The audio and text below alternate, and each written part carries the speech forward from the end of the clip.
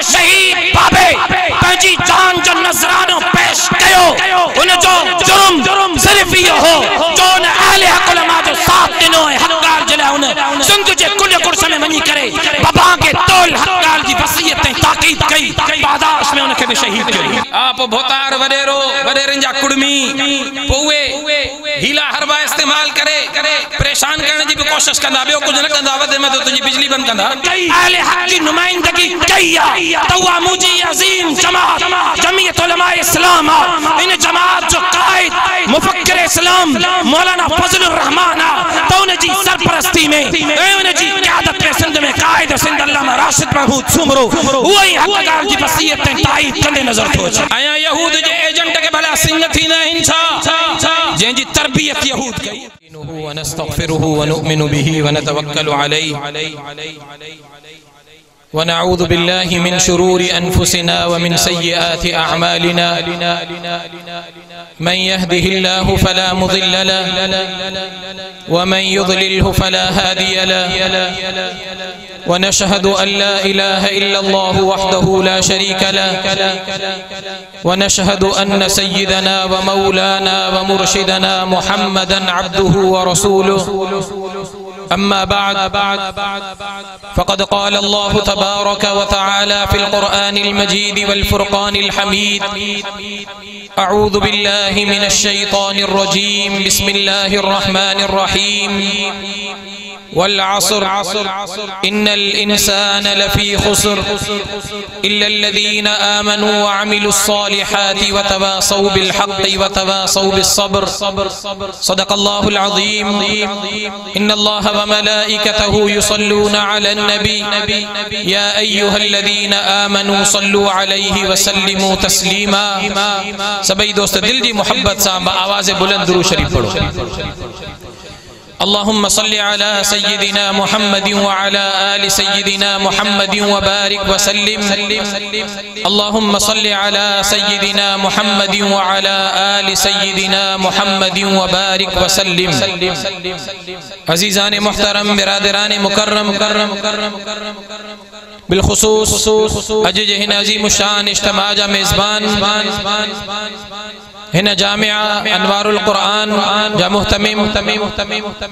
बिरादरम कारी मोहम्मद इस्माइल तुन्यो साहब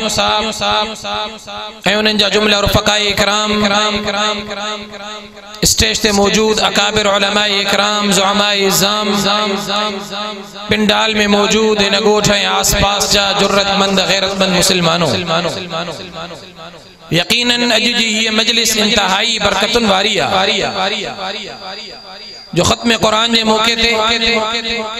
अज जी इन बाबरकत मजलिस जो इनेकाद कियो वियो कुरान मजीद के पंहिंजे सीने में महफूज कंदड़ याद कंदड़ तलबाए इकराम जे मथे ते दस्तार फजीलत सजाई वई ऐं नाज़रा कुरान मजीद जी तकमील ते भी मासूम उन्हनि ॿारनि खे मुबारकबाद ॾिनी वई उन्हनि जे मथे ते भी दस्तार सजाई वई। कुछ घड़ियों कुछ लम्हा हुआ भी बरकत वारा हुंदा है अल्लाह रब्बुल इज्जत जे तरफा कबूलियत जो घड़ियों हुंदियूं आहिनि त बाने जी दुआ कसरत सां कबूल थींदी आहे। उलमा इकराम ॿुधायो आहे त उन्हनि घड़ियुनि मां हिकिड़ी घड़ी ख़त्मुल कुरान जे मौके जी बि आहे त कुरान मजीद जे ख़त्म जे मौके ते भी दुआ कसरत सां कबूल थींदी आहे। अल्लाह रब्बुल इज्जत जी रहमत ऐं बरकत नाज़िल थींदी आहे। उन करे बरकत वारी मजलिस में बरकत वारी जगह ते अल्लाह जे घर मस्जिद मदरसे में गॾु थिया वेठा आहियूं कुरान मजीद ॿुधण जी नियत सां उलमा इकराम के ॿुधण जी नियत सां वेठा आहियूं त नियत इहा हुजे त जॾहिं आख़िर में उथूं त असांजो दामन बि रब जी रहमत सां भरियल हुजे। सद मुबारकबाद जे मुस्तहिक इन सब का पहिरियों उहे तलबा इकराम जिन पंहिंजनि सीननि में रब जो कुरान के महफूज कयो ऐं सद मुबारकबाद जे मुस्तहिक इन उन्हनि जा वालिदैन जिन पंहिंजनि बच्चनि के कुरान मजीद जी तालीम ॾियारी। सद मुबारकबाद जे मुस्तहिक इन उन्हनि जा असातिज़ा इकराम जिन गर्मी में सर्दी में बुख ते उञ ते फ़क़र जी मानी ते बरसात हुजे आंधी हुजे तूफान हुजे बिजली हुजे न हुजे बोड अचे सैलाब अचे तूफान अचे केड़ा बि माहौल हालात छो न अचनि पर उहो वेचारो आलिम मौलवी क़ुरान जो कारी घर छॾे ॻोठ छॾे पंध करे हिते अची मस्जिद जे इन फाटल फरासी ते वेही करे ॿारनि खे क़ुरान मजीद पढ़ाए थो रब्बे मोहम्मद जो कसम इहो जॾहिं क़ुरान मजीद पढ़ाए थो ऐं मासूम पंहिंजी तोतली ज़बान में क़ुरान जी तिलावत कनि था अल्लाह खे इहो मंज़र एॾो वणंदो आहे एॾो महबूब ईंदो आहे जो अल्लाह रब्बुल इज़्ज़त इन्हनि जो क़ुरान पढ़ण ऐं पढ़ाइण जी बरकत जे करे पूरे इलाइक़े जे मथां रहमतूं नाज़िल फरमाईंदो आहे असांखे पतो अंदाज़ो बि न हूंदो आहे पर इन क़ुरान वारनि जे करे इन क़ुरान पढ़ण वारनि जी बरकत जे करे इन्हनि मासूम तलबा जे करे हिन मस्जिद मदरसे जे वजूद जे करे पूरे इलाइक़े जे मथां अल्लाह जी रहमत नाज़िल थींदी आहे अल्लाह रब्बुल इज़्ज़त अणगणिया मुसीबतूं परेशानियूं इन इलाइक़े जे मथां दूर फरमाए छॾींदो आहे सिर्फ़ इन मस्जिद मदरसे जे वजूद जी बरकत जे करे जंहिंजो अहसास आम माण्हू खे न हूंदो कॾहिं आम माण्हू सोचियो बि न त हे वीचारो मौलवी जेको मस्जिद में वेठो पढ़ाए थो हेड़ी सर्दी में जाते रात जो बिस्तरे मां निकरण ते दिल ही नथी करे इन एडी सख्त सर्दी में भी अलाए मस्जिद में गरम पानी आहे अलाए कोन्हे अलाए लाइट बिजली आहे जो मोटर जो ताज़ो पानी अचे पर उन जे बावजूद भी मौलवी साहब यो कारी साहब फजर जो उठी करे लाउड स्पीकर खड़काए करे अल्लाहु अकबर जी सदा बुलंद तो करे अल्लाह जी किबरियाई अल्लाह जी वहदानियत के बुलंद तो करे ऐं उन खां पोइ नमाज़ पढ़ाए ॿारनि खे क़ुरान मजीद जी तालीम कॾहिं असां अंदाज़ो सोचियो बि न अंदाज़ो बि न कयो आहे त इन वेचारे जी ज़िंदगी गुज़रे कीअं इहो काथों तो पूरत करे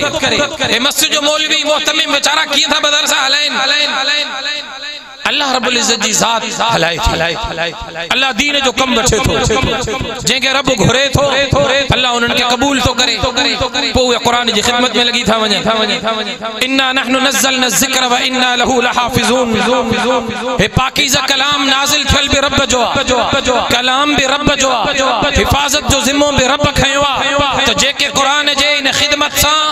तालीम सां वाबिस्ता आहिनि उन्हनि जो इंतिख़ाब बि अल्लाह रब्बुल इज़्ज़त पाण कयो जेके भी क़ुरान जी ख़िदमत सां क़ुरान जी तालीम सां लॻल आहिनि इन्हनि जो इंतिख़ाब बि अल्लाह रब्बुल इज़्ज़त पाण फरमाए उन जे करे इन्हनि जो क़दुरु कंदा कयो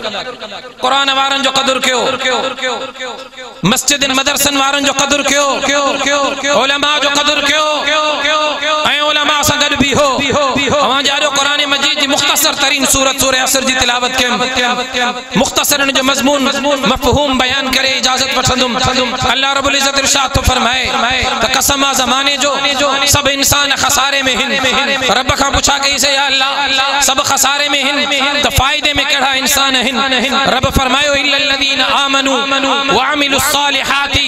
व तवासौ बिल हक़्क़ि व तवासौ बिस सब्र फायदे में हुए हिन कामयाब हुए हिन निजात उन्हनि खे मिलंदी जिन में चार खसलतूं चार सिफतूं मौजूद हुजन चार शयूं मौजूद हुजन रब केड़ियूं शयूं मौजूद हुजन जी पहिरीं शइ इल्लल लदीन आमनू ईमान मजबूत हुजे ईमान भलो हुजे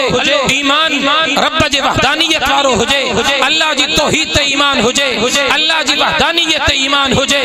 आका सल्लल्लाहु अलैहि वसल्लम जी ज़ात अक़दस जे मथा ईमान हुजे हुजूर जी पाकीज़ा ख़त्म नबूवत ते ईमान हुजे हुजूर जी सीरत सुन्नत जे मथा ईमान हुजे हुजूर जे सहाबा सां मोहब्बत हुजे आका जे शरीयत मुतहरा सां मोहब्बत हुजे इल्लल लदीन आमनू पहिरीं ख़सलत इहा है तो उन्हनि जो ईमान मजबूत हुजे ईमान मजबूत काथो थींदो ईमान जी ख़बर काथो पवंदी ईमान जी दावत काथो मिलंदी ईमान जी दावत मिलंदी अल उलमा वरसतुल अंबिया अंबिया जे वारिसन उलमा इकराम खां इन ईमान जी दावत मिलंदी ऐं ये आलिम काथो पैदा थींदा ये आलिम पैदा थियनि था हिननि मस्जिदन ऐं मदरसन मां पैदा थियनि था ये आलिम दीन जी दावत जे लाइ वञी करे बस्ती वाहण में आवाज़ बुलंद कनि था ये उलमा पैदा हिननि मदरसन में थियनि था मदरसन जो वजूद बाक़ी आहे उलमा बाक़ी हिन तो ताईं मूं ताईं दीन जी दावत पहुचे थी ईमान जी दावत पहुचे थी, इस्लाम जी दावत पहुंचे थी। ऐं अल्लाह रब्बुल इज्जत फरमायो इल्लल्लज़ीना आमनू व अमिलुस सालिहाति व तवासौ बिल हक़्क़ि व तवासौ बिस सब्र। पहिरीं शइ त ईमान मज़बूत हुजे, जने ईमान मज़बूत हुंदो, ॿी शइ व अमिलुस सालिहात, अमल सालिह हुजन, अमल नेक हुजन। रुगो ईमान जी मज़बूती सां चाचा कुछ न थींदो, रुगो कलमे पढ़ण सां कुछ न थींदो, रुगो दावा करण सां कुछ न थींदो, बल्कि उन सां गॾु अगर ज़रूरी आहे त अमल बि सालिह हुजन, चङा अमल हुजन, नेक अमल हुजन, नेकनि जी सोहबत में वक्त गुज़रियल हुजे। अमल सालिह काथे थींदा? अमल सालिह बि उलमा जी सोहबत में थींदा,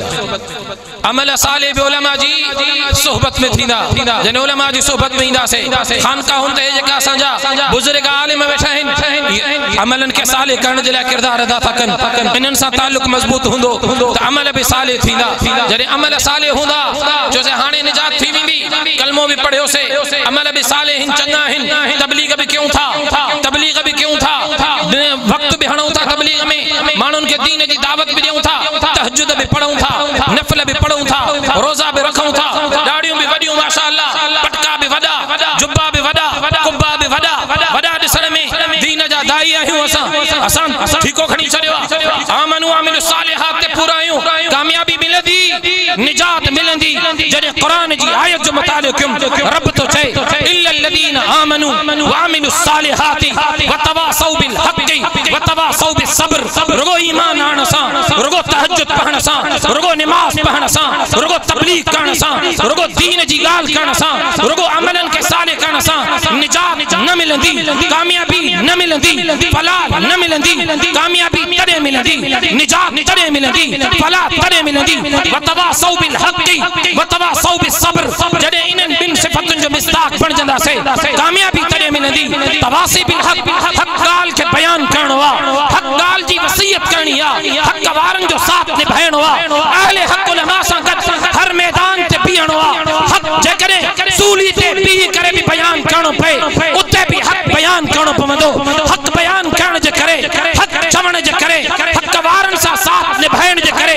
जेतिरियूं तकलीफ़ूं अचनि सभिनी खे बर्दाश्त करणो पवंदो, उन्हनि ते सब्र करणो पवंदो, इस्तिक़ामत करणी पवंदी, कामयाबी तॾहिं मिलंदी, इन खां सवाइ कामयाबी मुमकिन कोन्हे। नारे तकबीर, उलमाए हक़, उलमाए देवबंद। अॼु असांजा वॾा बुजुर्ग बेचारा, फितना इमरान खान जॾहिं वधियो,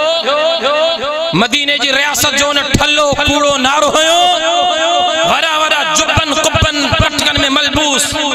वॾा आलिम बि चवंदा साईं मदीने जो नारो हुयो अथई, मदीने जी रियासत जी ॻाल्हि थो करे, इय्याक नअबुदु व इय्याक नस्तईन सां तकरीर शुरू थो करे। पाकिस्तान के मदीने जी रियासत बणाइण जो नारो हणी छॾियईं। खोड़ असांजा सादा मुसलमान बि चवंदा साईं वॾा आलिम उन सां गॾु आहिनि, बीठा आहिनि, असांखे साथ निभाइणो आहे। ऐं क़ुरान तो चए व तवासौ बिल हक़्क़ि व तवासौ बिस सब्र। कामयाबी उन्हनि खे मिलंदी जेके हक़ ॻाल्हि जी वसीयत कनि, हक़ वारनि सां गॾु बीहनि। हाणे ॿुधायो त हक़ ते कहिड़ो, बातिल ते कहिड़ो? हक़ ते कहिड़ा हा, बातिल ते कहिड़ा हा। मां जॾहिं पंहिंजे अकाबिर उलमा जी ज़िंदगी ते नज़र थो कयां, मूंखे अहले हक़ जे सफ़ुनि में 1400 साल पहिरियों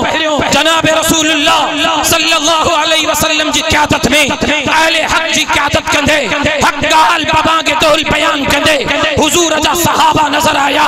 सहाबा जे नक्श कदम ते हलंदे हक़ ॻाल्हि खे अलल ऐलान बयान कंदे ताबईन नज़र आया, उन्हनि जे नक्श कदम ते हलंदे हक़ ॻाल्हि जी वसीयत कंदे मूंखे उलमाए देवबंद नज़र आया, जिन दारुल उलूम देवबंद खां निकिरी करे अंग्रेज जे ख़िलाफ़ मैदान ते हक़ ॻाल्हि बयान कई, हक़ ॻाल्हि जो नारो हयो, ऐं हक़ बयान करण जी पादाश में उन्हनि खे फाही ते लटकायो वियो, उन्हनि खे कारे पानी जी जेल में कैद कयो वियो, उन्हनि खे जीअरो फाही ते लटकायो वियो, उन्हनि जे जिस्म तां खलुनि खे लाथो वियो, उन्हनि जे बाहि जे आड़ा में उछलियो वियो, उन्हनि जे मथां कोड़ा वसाया विया, उन्हनि जो दाणो पाणी बंदि कयो वियो, पर उन्हनि हक़ ॻाल्हि जी वसीयत उते बि बीह करे कई ही। ऐं अॼु बि उन उलमाए देवबंद जे नक्श कदम ते हलंदे पाकिस्तान में जेकॾहिं यहूद ऐं हनूद जे एजेंटनि जे ख़िलाफ़ कंहिं हक़ ॻाल्हि बयान कई,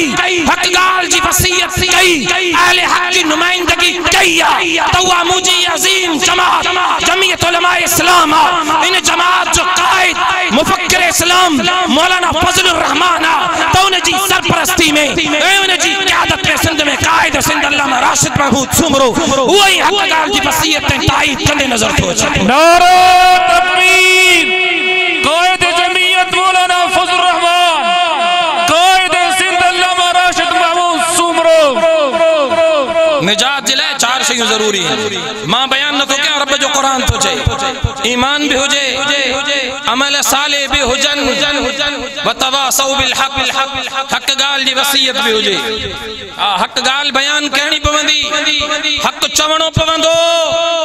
त हे यहूद जो एजेंटा इहो जेकॾहिं हक बयान कयो आहे त मुझे कायद बयान कयो। वॾा वॾा वॾा वॾा ॾाड़िन वारा पटकन वारा वेचारा भी चवंदे शर्माइन पे अखी बहन पे न साईं यहूद जो एजेंट वॾो जुमलो करे छॾियो था। मुझे महबूब कायद चयो यहूद जे एजेंट के या सिंह थी नहीं आया यहूद जे एजेंट के भला सिंह थी नहीं छा जंहिंजी तरबियत यहूद कई जंहिंखे ज़ाल यहूदन पंहिंजी ॾिनी जंहिंजी औलाद जी परवरिश अॼु बि यहूद जे घर में थी थिए जंहिंजी पुष्ट पनाई यहूद कई जंहिंखे माली फंडिंग यहूद कई जंहिंखे मुल्क पाकिस्तान जे मथां मुसल्लत करण जे लाइ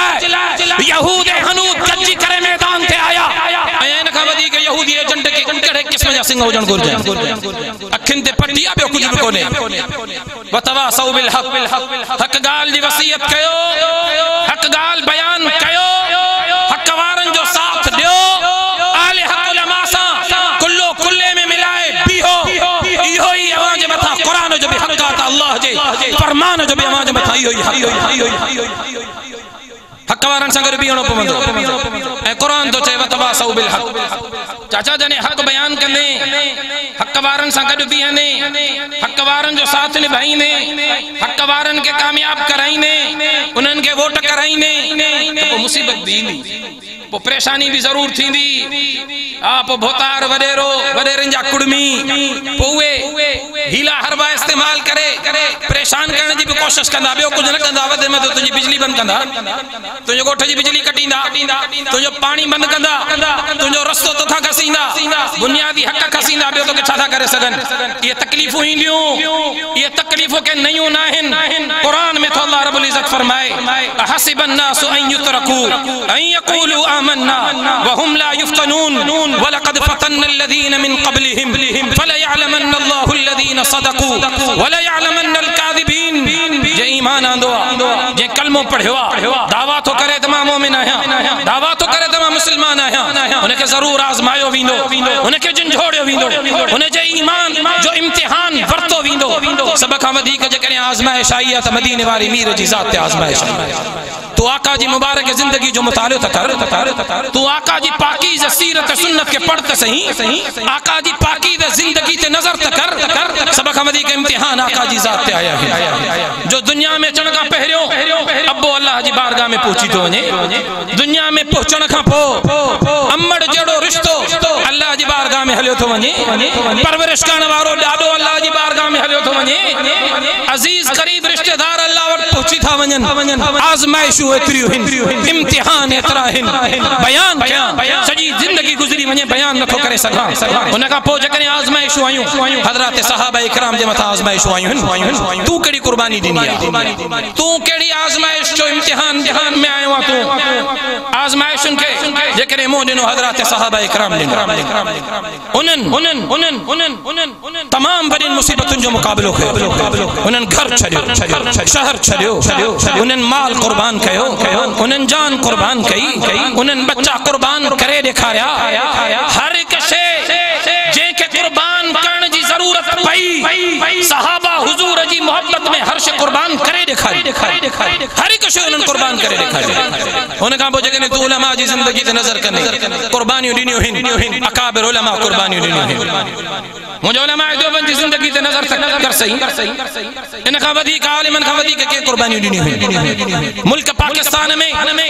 ला इलाहा इल्लल्लाह जे निजाम जे निफाज जिला सब का वधीक जे करे शहादत दी हुई अहले हक उलमा अल्लाह दी तारीख भरी पई मौजा उलमा जेके मिंबर ते भी करे हक गाल बयान था कन मिंबर ता लहन नथा गोलिन सा उनन जो सीनो छिलनी कयो तो वने उनन के शहीद कयो तो वने उलमा कुर्बानियों दिनियो हिन कुर्बानियों अहले हक उलमा दिनियो हिन जो मिस्ताक मामा के सामने मौजूद आया मुझे शहीद बाबे पंजी जान जो नजरानो पेश कयो उन जो जुर्म सिर्फ ये हो जो न अहले हक उलमा जो साथ दिनो है हकदार जला उन सिंध जे कुल कुर्स में वनी करे बाबा के तोल हकदार जी वसीयत ताकीद कई पादाश में उनके भी शहीद कई नारे तकबीर शहीद इस्लाम अल्लामा डॉक्टर खालिद महमूद सुमरो डॉक्टर साहब ने कातलन ते वतवासौ बिल हक चाचा जने हक वारन जो साथ ने बाइंदो वो परेशानियों जरूर इंदियों इम्तिहान आइंदा ओनन ते सब्र भी करणो आ तरे फरमाई वतवासौ बिस सब्र त ओनन ते सब्र क्यों ऐं जने सब्र कंदो इन्नल्लाह मा साबिरी तो अल्लाह सब्र वारन सा गड्डा अब अल्लाह कैसा गड्डा अल्लाह रब्बुल इज्जत सब्र वारन सा गड्डा वो बदले में ता के अल्लाह रब्बुल इज्जत जी मोहब्बत मिली पवंदी बदले में अल्लाह जी रहमत मिली पवंदी पोने जे करे हाणे असा के हक वारन जे साथ ने बहन जे मैदान ते बीहणो पवंदो हक वारन सा गड बीहणो पवंदो हक गाल बयान करनी पवंदी चाहे जो वडेरे के बुरी लगे बोतार के बुरी लगे भली कावड़ जी वने लख दफा कावड़ जी वने पर हक गाल सा गड बीहणो पवंदो बीहंदो बाबा उलमा जो साथ ने भाईंदो हक वारन सा गड बीहंदो तो पो ही इलेक्शन 8 फरवरी ते जका थियण थी वने जमीयत उलमा इस्लाम जे मुंतखब नुमाइंदन के कामयाब करणो पवंदो इंशाअल्लाह आलिमन जे बिहारेवा उन सा गड बीहणो पवंदो इंतखाबी निशान किताब ते मोहर लगाइणी पवंदी इंशाअल्लाह ऐं इंशाअल्लाह 8 फरवरी ते किताब के कामयाब कंदास इंशाअल्लाह ने बेन इनकलाब जरूर इनकलाब इंदो मुझे उलमा कुर्बानी दिनियो हिन मुझी जमात कुर्बानी दिनियो हिन मुझे असलाफ या काबिर कुर्बानी दिनियो हिन कुर्बानी जरूर रंग लाई दिया इंशाअल्लाह इन बेरे ये कुर्बानी रंग जरूर लाई दी इंशाअल्लाह इन बेरे ऐवान में सिंध मा भी जमीयत उलमा इस्लाम जा नुमाइंदा पहुंचदा इंशाअल्लाह बोतारन जो रडियो नजर थियो अचे उनन जी परेशानी मुखे नजर थी अचे तमा इते बैठा आयो असा हा माहौल के हालात के दिसऊं था डाढो परेशान है निंद्र हराम थी वई आ चंगन भलन बोतारन खानन नवाबन जी निंद्र हराम करे बैठा है बेचारा फकीर बे बोरे नशीन चंगन भलन वडेरन खानन जी निंद्र हराम करे बैठा है निंद्र कोने उनन के ये मौलवी वंजन था वदंदा मौलवी सफाई हणी हंद कयो तो ने बेरे मौलवी आया त इब्तिदाए इश्क इंशाअल्लाह 8 फरवरी ते खबर पवंदी त मौलवी छदा कन इंशाअल्लाह सिर्फ अवां जो साथ कर साथ दींदो बाबा साथ दींदो साथ ने भाईंदो गड बीहंदो इंशाअल्लाह आखिर ताई साथ ने भाईंदो इंशाअल्लाह अवां जे इन मोहब्बत जज्बे सा गड इंशाअल्लाह जमीयत उलमा इस्लाम जा काबिर उलमा कामयाब थींदा जमात कामयाब थींदी इंशाअल्लाह उलमा कामयाब थी करे सिंध जी तकदीर के भी तब्दील कंदा त पाकिस्तान जी तकदीर के भी इंशाअल्लाह तब्दील कंदा इंशाअल्लाह हे दौर जमात जो दौर हे वक्त जमीयत उलमा इस्लाम जो वक्त हे वक्त उलमा जो वक्त इंशाअल्लाह हाने आलिमन जे मथा इत्मीनान करणो पवंदो इंशाअल्लाह इत्मीनान कयो आ